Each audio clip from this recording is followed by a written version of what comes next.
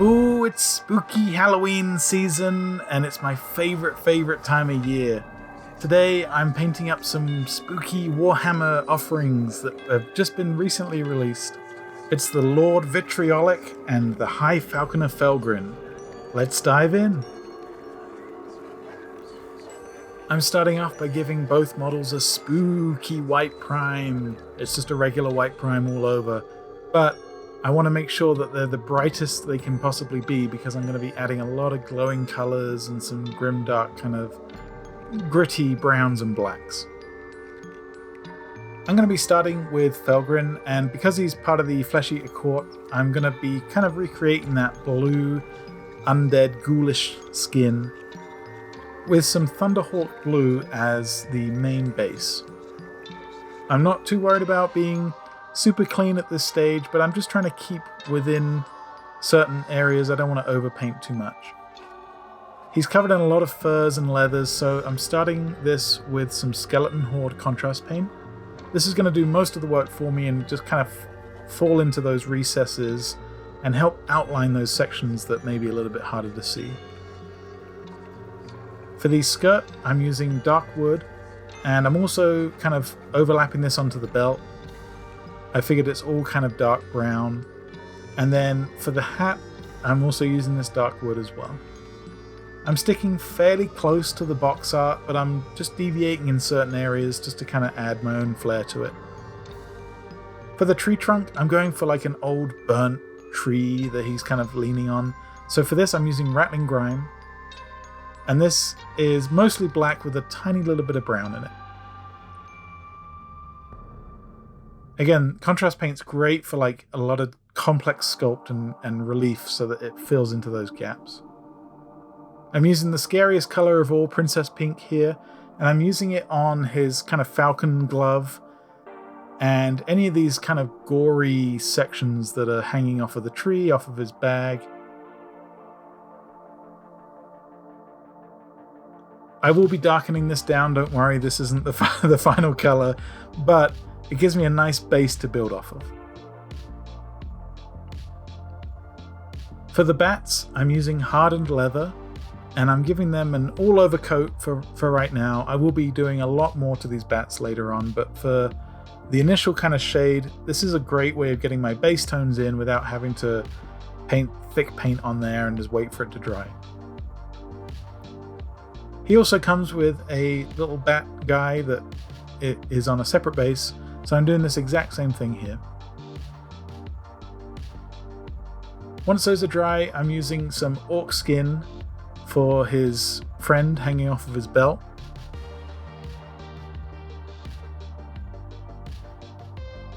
And then some simple plate mail metal for the dagger. I'm covering the whole model in an oil wash. For this I'm using AK's dark brown. And this is an enamel wash. This is going to take almost all day to dry. So by covering this all over, it creates a really nice gritty dark brown wash over the whole thing. And then what I end up doing is I use those mineral spirits, those odorless spirits, and I start to kind of dilute that wash down and pull it into those places where I need it. So while he's drying, I'm jumping over to the ghostly Vitriolic, and I'm starting off with this kind of really cool plume of smoke that he's got encircling him. For this, I'm using orc skin again as my base coat. Not too worried about accuracy or just kind of how nice and clean it is for right now. I'm switching over to the airbrush, and I'm using this blue airbrush paint. This is RLM83, and this is a nice kind of dark blue. I'm looking for something a little different to the box art, but a little bit more neon and more my style. I'm making sure that I aim mostly at the underside of that plume of smoke with that blue, and then I'm using light green from above and just cleaning up some of those sections of that contrast paint.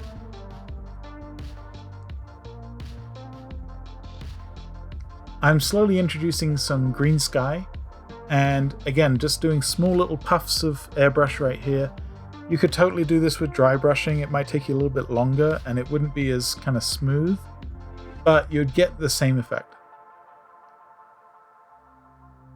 I'm getting brighter as you go closer to the tip of the bottle here.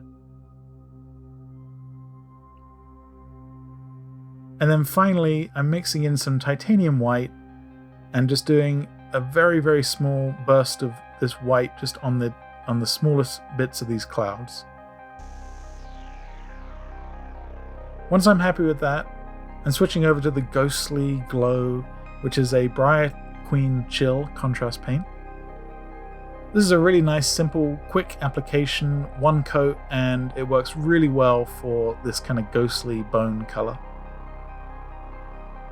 For all of the cloth sections, I'm using Occultist Cloak. Obviously all my paints are thematic today. And I'm just making sure that I get full coverage underneath as well. It's a difficult model to kind of angle around. You have to be really careful. You could do sub-assembly as well. Towards the bottom of this cloak, I'm using Kroxigor scales. This is another contrast paint. And then I'm using this for the very tips of the kind of tassel-y fabric that's kind of ripped and torn here. So this is Kroxigor scales and just letting it kind of blend while that occultist cloak is still wet. And then I'm adding a second coat of that occultist cloak because I just wasn't quite happy. It was a little bit thin and I wanted it just a shade darker.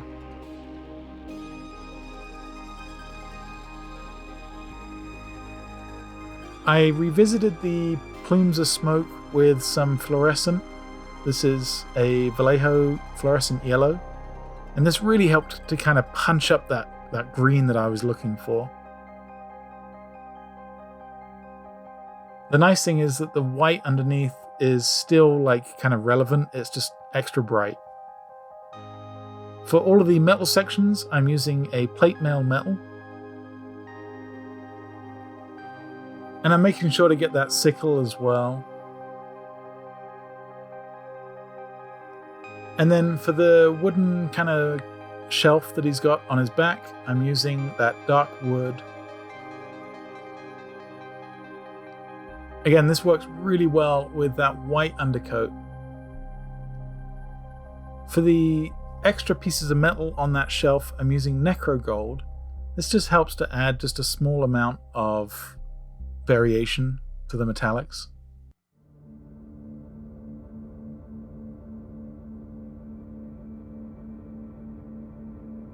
And then I decided to edge highlight certain sections with that Thunderhawk blue from earlier. And again, this isn't necessary, and I didn't really go too far into this. I just managed to get some of the tassel sections. For the blade, I'm shading with a Seraphim Sepia. This helps to create kind of a rusty, nasty, metallic look. And then for the vials, I'm using Black Templar. You could use just a regular black because I'm going to be highlighting this quite a bit. But again, these speed paints, these contrast paints are really good for like quick base colors so that you can build off of those. So you can see here I'm doing all the vials for right now in this contrast black.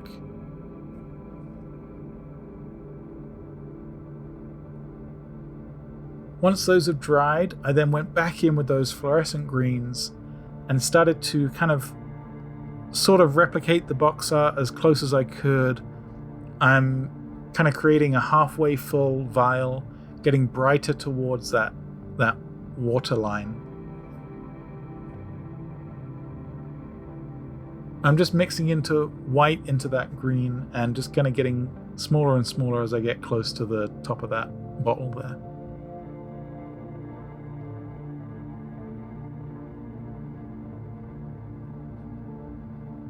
I did my best to replicate some shine on the glass, and you could use a gloss varnish, but I wanted to just go a little bit extra on these guys. So this is a neutral grey followed by a bold titanium white,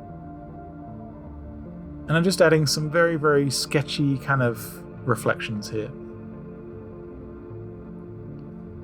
For the rest of the vials, I'm using kind of a mix of all kinds of different neon-y kind of paints, some deep purples as well. And what I'm doing is I'm just base coating all the vials with a different kind of color. And then once I'm happy with that, I then mix in just a little bit of white and create a highlight color. Just slowly building up those highlights, not spending too much time, but also just kind of making sure that I have fun. For all the corks and the labels, I'm using Morghast bone. And then for that final vial where it's dripping into the bottle there, I'm using Slaughter Red for this. And then using some of those pinks and purples from the other vials behind him to help create that highlight.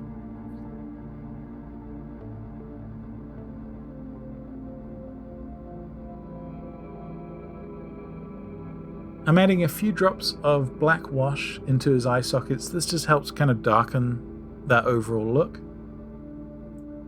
And then slowly adding some highlights here onto the wood with some Skrag brown.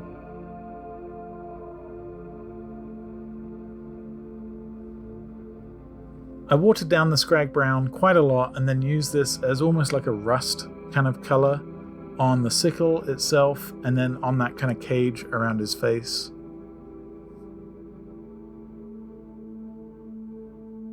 And then for the bases, I used AK's Wet Ground. And this is a really nice kind of glossy mud. Once it dries, it dries quite shiny. So I'm just using this as almost like a texture paint right here, just kind of building up some shapes. And then once that did dry, I then used some Snowtex. And this is, you can get this from a craft store, but you can also use a white paint just to help kind of sprinkle on some almost snow frost effects. We're hopping back over to my mate Felgryn over here, and we're going to finish him out with some highlights. I'm really happy with all the base tones, so now it's time to just start highlighting those colors and honing them into where I want them. So starting off with the bats, I'm using some of that Skrag brown from earlier, and I'm really starting to warm up those wings and distinguish them from the main body color. I'm mixing in a little bit of that Morghast bone, and then covering the wing with some of that Seraphim Sepia to really help add some of that warmth to those skin-like wings.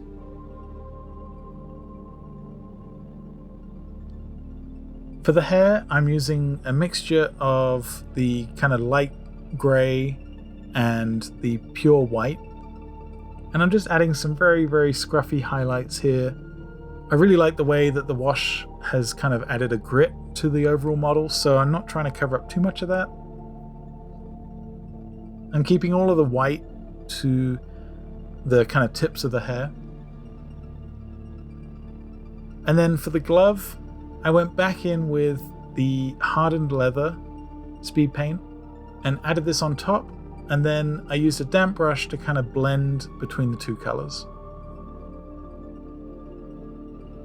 For the eyes, I used that bright neutral grey. In the lore, the flesh-eater courts are blind, and they're kind of delusional. They think they're like rich aristocracy kind of noblemen, but in reality they're these nasty, ghoulish, sick-like creatures. For the skin, I'm highlighting back up with that Thunderhawk blue, but I'm using some warm grey and building that up into stages. I'm building up to that warm grey colour because I still want that skin to have that blue but also look kind of dead and pale. Here I'm just introducing more and more of that warm grey and just kind of edge highlighting some of those areas that are more like exposed, like the hands and the knee.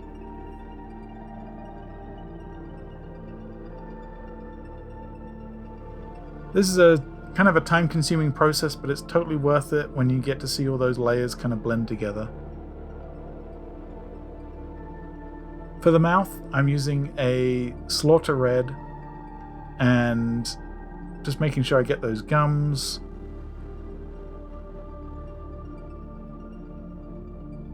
And then once I'm happy with that, I then hit the teeth with the Morghast bone from earlier.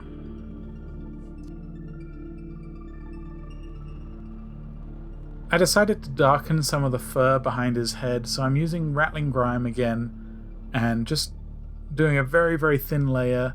It's going to help sink into the recesses but still keep that fur exposed.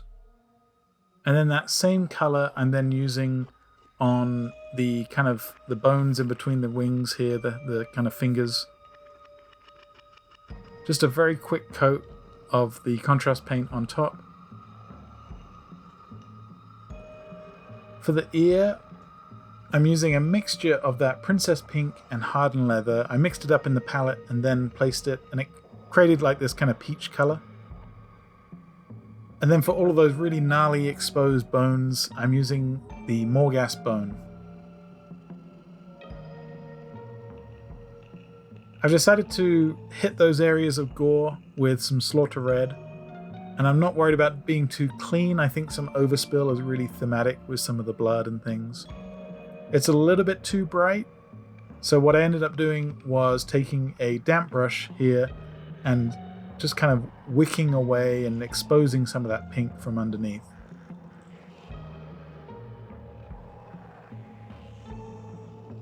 I decided to kind of mix up a rough tan color with some of that Morghast bone on the palette and just edge highlight certain sections of this skin. And then mixing in some of that light green from the Lord Vitriolic. I'm just highlighting the face he's using as this year's must-have fashion accessory. For the fur, I'm using a light grey, and I'm just using the edge of the brush here just to catch the tips of that sculpt. And then for the base, I'm doing something similar, but just a little bit different. I started off with that wet ground, covered it in this PVA, like a Elmer's glue, and then I had these leaves that I'd punched out with like this kind of hole punch thing out of a manila envelope. I glued them on and then covered those with a Seraphim sepia. And with that, my ghost and ghoul are done. I think Games Workshop knocked it out of the park with these sculpts. They're fantastic, they're really cool looking. I love the Lord Vitriolic with this big plume of smoke encircling him. It's just really cool. They're a little bit on the creepy side, which is great. Much more in the sort of grim dark theme that they've been kind of struggling with for a minute. But overall, love these models. Really enjoyed painting them. It's fun to kind of use the same colors between the two, even though they're two different factions, but you get these nice neon greens mixed with these kind of browns and blacks and grays. These were both super fun to paint and very, very thematic. I would love to know down in the comments below which is your favorite. Are you picking up any of these for your own Age of Sigmar armies? And also, are you painting something spooky for this month of October? I would love to know down below. My Patreon is up and running. I've left a link in the description. A big thank you, as always, to my YouTube members, and if you're interested, there's all kinds of fun little benefits and things that you can do to help sponsor the channel and sponsor videos like these. If you found this video interesting, please feel free to like, subscribe, comment down below. That all helps out in the YouTube algorithm. Thank you so much for watching. Have a very, very spooky Halloween, and don't eat too much candy.